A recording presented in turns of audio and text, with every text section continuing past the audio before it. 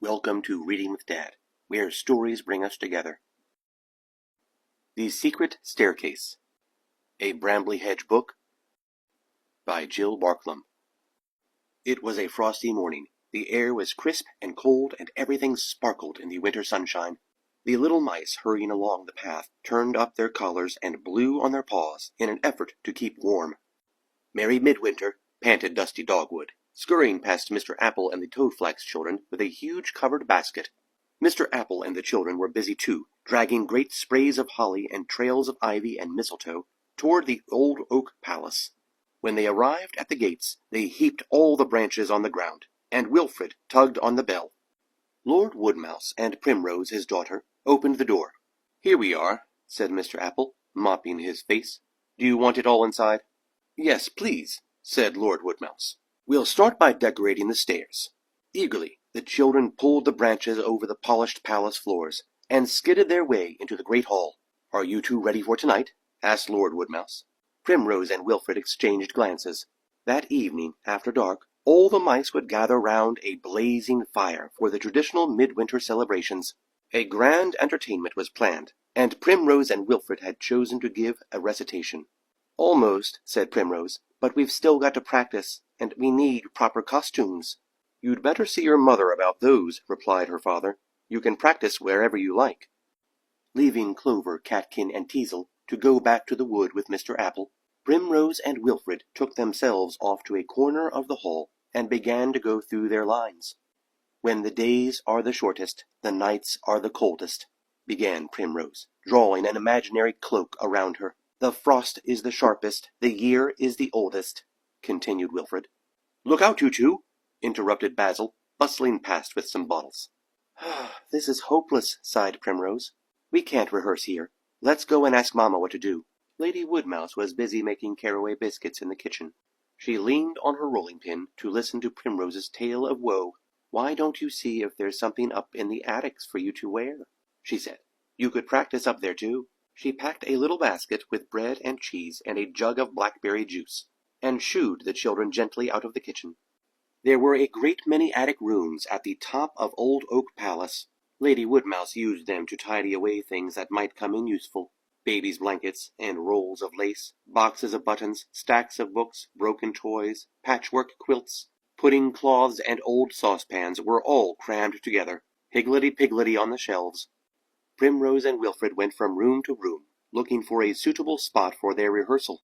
They ended up in a crowded storeroom at the end of a passage, but it was difficult to concentrate on practicing. There were so many things to look at. Standing on tiptoe, Primrose reached inside the drawer of an old wooden dresser. In it she found some bundles of letters tied up in pink ribbon, but she couldn't read the writing, and as it's rude to read other people's letters, she put them back.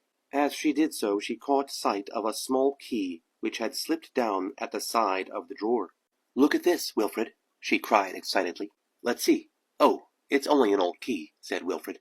"Is it time for lunch?" Primrose said nothing, but she slipped the key into her pinafore pocket before setting out their picnic on the floor. "Do you think this would make a cloak?" said Wilfred, his mouth full of bread and cheese. He had seized the end of a long green curtain, and was winding himself up in it.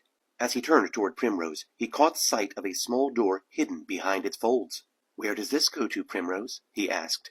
"I don't know," replied Primrose, scrambling over some boxes. "Does it open?"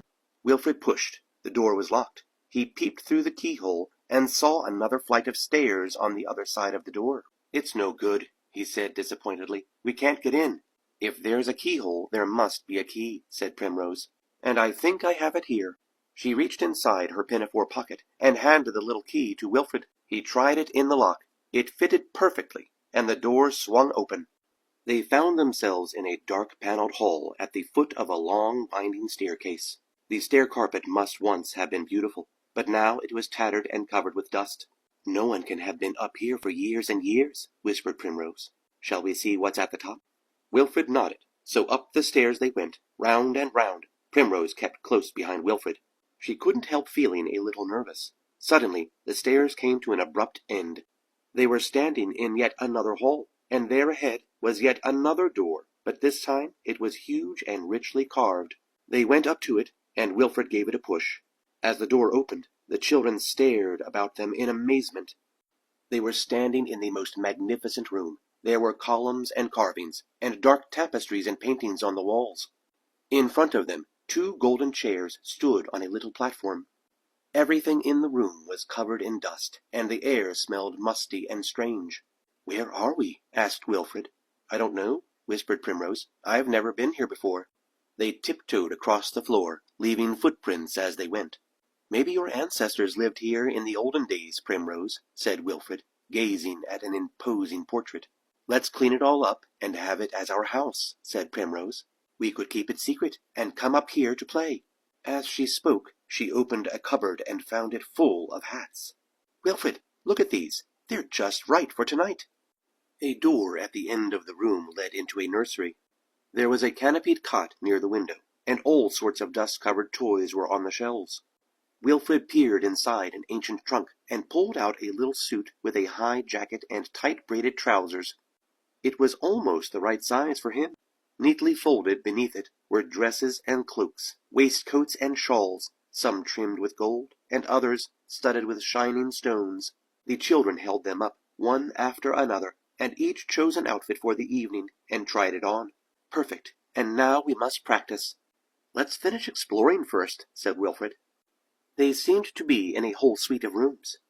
There was a dining room, a butler's pantry, a small kitchen, and several other bedrooms. The bathroom was particularly grand, with a tiled floor and high windows. Wilfred rubbed a mirror clean, and made faces at himself, whilst Primrose leaned over the side of the bath to try the taps. No water came out. "When the days are shortest, the nights are the coldest," she recited. Her voice sounded loud and echoey. Wilfred joined in, and they went through their lines again and again, until they were word-perfect. Outside the red sun was sinking low in the frosty air, and the bathroom was filled with shadows. "It's getting late," said Primrose. "If we don't hurry, we'll miss the log." They picked up their clothes and scampered over the dusty floors to the door. Down the stairs they ran, round and round, down and down, till they found themselves back in the storeroom. They locked the door with the little key, and replaced it in the drawer. Then they crept along the corridors to Primrose's room, taking care to keep out of sight. Primrose opened her window. They could just hear the caroling of the mice as the midwinter log was pulled along the hedge. There was no time to change, so they threw on their cloaks to hide their costumes, and ran to join the crowd at the palace gates. Mr. Apple and Dusty Dogwood headed the procession, lanterns held high.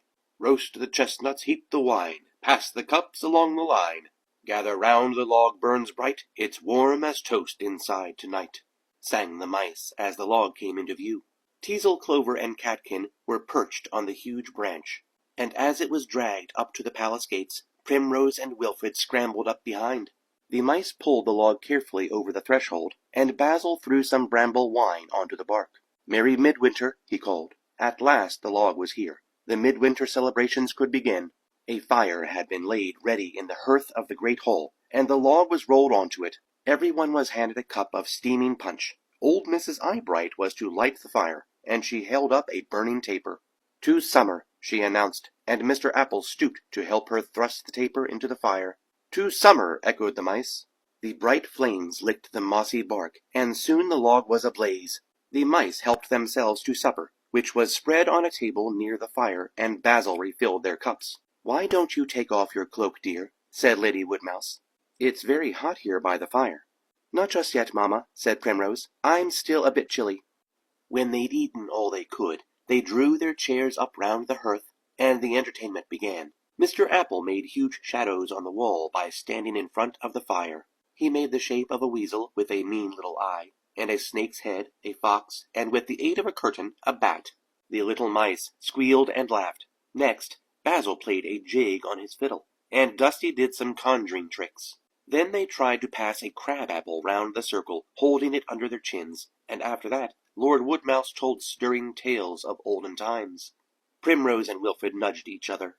Everyone did a turn until at last Lord Woodmouse said, "And now, Primrose, what have you got for us?" The children jumped up and took their places in front of the fire. Drawing their cloaks closely round them, they began.